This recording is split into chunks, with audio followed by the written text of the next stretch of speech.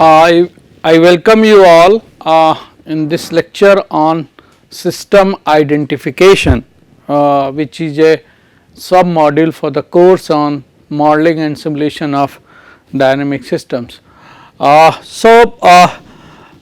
all these modeling activities, we may have instances where we need to identify the system, that is we have sufficient ample amount of input and output data, and the task may be to identify the system. Okay, that is, we do not have the model of the system, and we are interested in deriving the model of the system based on the input and output data, and this is what we will be seeing in the system identification lecture. So, we saw this figure at the beginning of this course, and from this figure I would like to explain you what do you mean by the system identification. So, here suppose we have a system, okay, the dynamic system represented by the expression S, and these expressions are in terms of state variable x, okay, and this dynamic system is given certain inputs, or there are certain input variables which are varied, and we get the output, and that output is represented by the output variable, say y. Okay. Now, what do you mean by identification, system identification? Okay. So, the system identification actually means that if we are given the time histories of u and y through experimentation, principally it is through experimentation, okay, that is from experimentation we know the time history of u and the corresponding time history of y, that is we know the inputs, given inputs, and correspondingly what output we are getting from system, that is also known. So, through experimentation or otherwise, and as I said, it is principally the experimentation. Okay.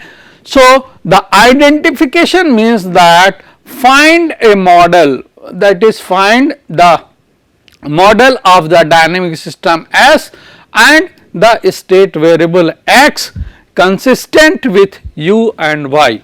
So, the identification means that we are interested in finding out this dynamic system S and the state variable x for the given input and the output variable, or for the given input time histories and the corresponding output time histories.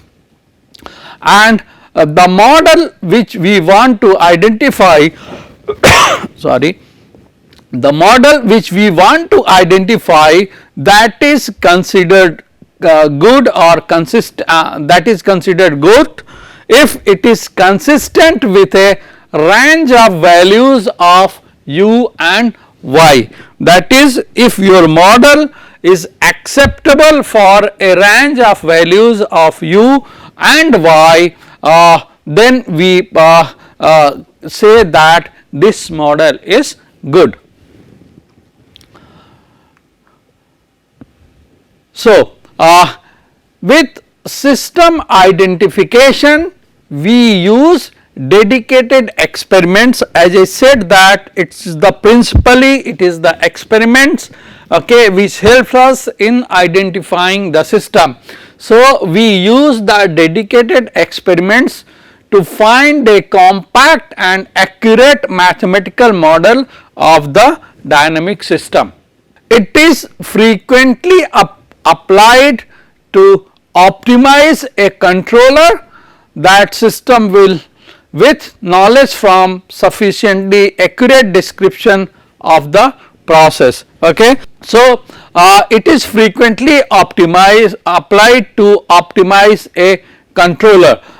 In our coming lecture, we will be looking at how this optimization could be done and what are the various methods of optimization. Okay. In many practical cases, we have only a limited model of the dynamic behavior of a complex process, and because of this limited model available or limited knowledge about the model available, system identification becomes one of the important tasks. So, in other cases, the important parameters are only approximately known. So, this may also be a situation or a need for the system identification. Okay. So, in these cases, the system identification can assist to obtain the required dynamic model. So, we are generally concerned about linear time invariant systems, okay, that is LTI systems, okay, and wherever possible non-linearities are removed from the data by pre-processing. So, the LTI dynamic system can be described, as we have seen a lot, with the help of a transfer function, okay, GS say, that relates the input y and the output x. We have seen the spring mass damper system, okay, where the output has been the displacement of the spring and the input has been the ys. Okay. So, if you remember, we have seen this system, the spring mass damper system. Okay, say this is K and this is B, this is M, and here is the output, say X, and say the input is F. Okay. So, for this type of system, the transfer function GS is given by Xs upon Ys, or this is Xs is the output and Fs is the input here. So, this is 1 by Ms square plus Cs plus K, where this damping is represented by, say, C. Okay.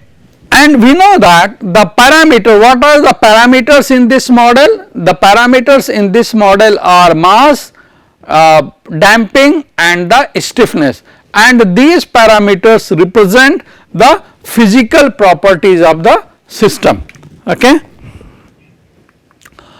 Now, the model which we use for system identification may look like something like this one. Okay. That is, the model GS will be, say, Xs upon Ys is equal to, say, something B1 upon S square plus A1S plus A2. Now, where here B1, A1 and A2 are some constant.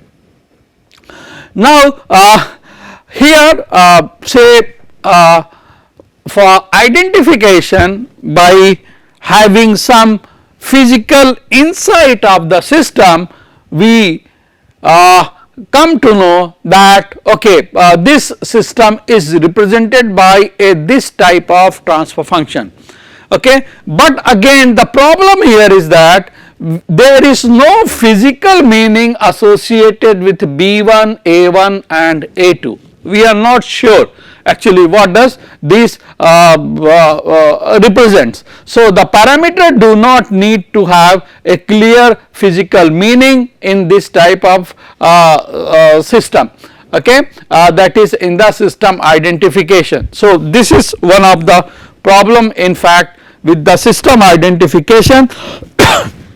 So, here we can guess about the system behavior that it is given by a second order transfer function, okay, that is okay, but then we have to find out ways of finding out these parameters. So, the experiments are designed to obtain as much useful information of the system as possible. Okay. So, let us take a certain system, say this is say the input to the system, and this is the output response for a general system which I am talking about with respect to time. So, the input signal is supplied to system and its response is measured. So, this is the response corresponding to this input system, and suppose this is the response for a mechanical system. Okay. So, as I was telling you that our role here in system identification is to identify the system transfer function or the system with the help of these two type of signals, that is, you know the input, you know the output, and your role is to identify the system. Okay. So, the here as I said, the figure shows the response of a mechanical system. The input signal is random binary signal here, say, and we have a certain output signal, okay, and one can use the IDENT toolbox from the MATLAB to identify the system. This is how the IDENT toolbox looks like. This toolbox has got a user friendly graphical interface, and the typical procedure which includes is that of the input output selection. First you have to do that, then experiment design has to be done, then collection of data has to be done, and after this we have to do the selection of the model structure, okay, and that in fact defines the set of possible solution. Then we have to go for estimation of the parameters, and then finally the validation of the model, okay, and this is preferable with independent validation data. This can be done, okay. So, this is how this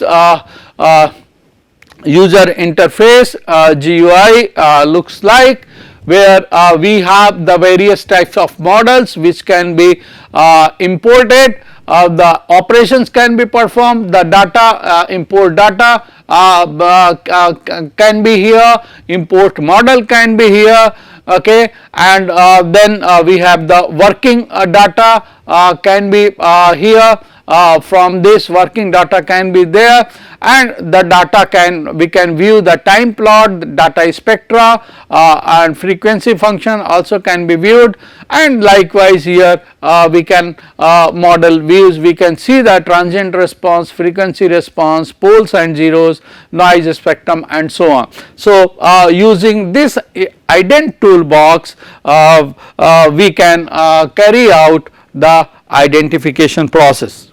So, here we deal here in dynamic system. So, the time dependency of the signal plays a very important role, and it also means that the model describing the system will include the differential equation in which the time derivatives or their discrete time equivalent differences are going to be present. Now, the system identification can be classified at three types. One is the white box identification, then we have the black box identification and the gray box identification. The white box identification, actually here we estimate parameters of the physical model from the given data. There are some examples, say aircraft flight model, we can do that. Then we have the black box identification, where what we do is that we choose a standard model and then we tune the parameters to the data, okay, so that the input and output response can be matched, okay. And then we have the gray box identification. Here what we do is that we derive the model from the laws and tune some parameter to the data, okay. So here basically since derivation from the model is concerned, this method basically combines the analytical model as well as the black box identification. So this is what we call it as the gray box identification method. Now the system identification procedure actually it consists of, as I said, first of all we have to collect the data, okay. So that is choose the input signal such that the data has the maximum information. Then we have to choose the model structure, use application knowledge and the engineering intuition to find out the structure of the model, and then we choose the identification approach, how would a good model look like, and choose best model in model structure. That is, for that we need to do the optimization or estimation, and then finally we validate the model, okay. So whether good enough for the purpose, as well as I said that we need to have certain data for the validation purpose. So through this process we can identify a system. Now there are certain questions associated when we are doing the system identification. These questions could be how to design the experiment, okay, how many data samples to collect. This is always a question arise in the minds of the experimentalist, how many data sample to collect, okay. How to choose the model structure, what type of structure, whether it is a first order system, second order system, what type of model structure it is going to have. Then how to deal with noise. These signals, the output signals usually contain noise, okay. So the question is how to deal with this type of noises, okay. How to measure the quality of a model, whatever model you have got, how to measure its quality, and what is the purpose of the model. How do we handle non-linear and time invariant effects, okay, in doing the model identification. So these are some of the questions which always come to the mind of the modeler. Now coming to the system identification methods, truly speaking there are two types of methods. One is the non-parametric method and the other one is the parametric method. So system can be identified using any of these two types of method. The non-parametric method, okay, here in the non-parametric method the results are in the form of graphs, tables, etc., and these methods are simple to apply. They give basic information about system, such as you can get the time delay, you can get the time constant of the system, okay, and this way you can identify your system. Then we have the parametric methods. Here the results are values of the parameters in the model, okay, and these may provide a better accuracy, or you can say that the more information, but are often computationally more intensive. So I am going to discuss a little detail about the non-parametric method. The non-parametric method can be explained by taking a simple example. So let us there be a system with transfer function g0 with known input u, okay, and suppose an unknown disturbance v is added to the output of GO to obtain a measurable output signal y. Okay.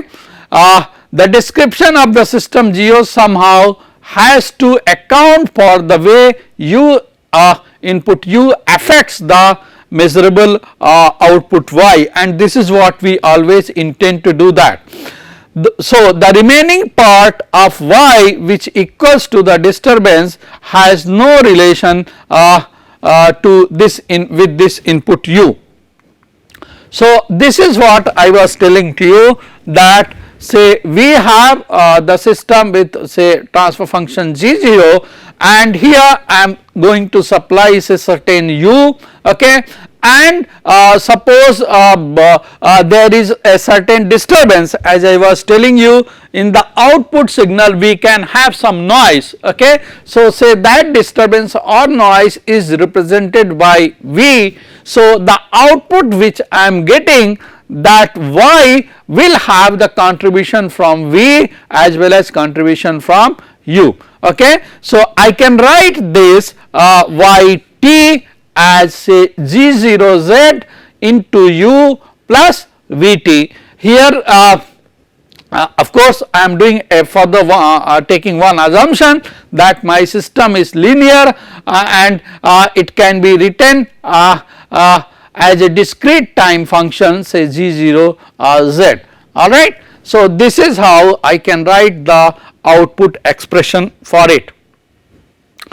Now, I can do the system identification using the correlation analysis, okay. So, the goal of the identification, as I said, to determine the linear system G0z. So, if you are able to determine the linear system G0z, it means that we have able to identify the system, or we have been able to generate the model of the system.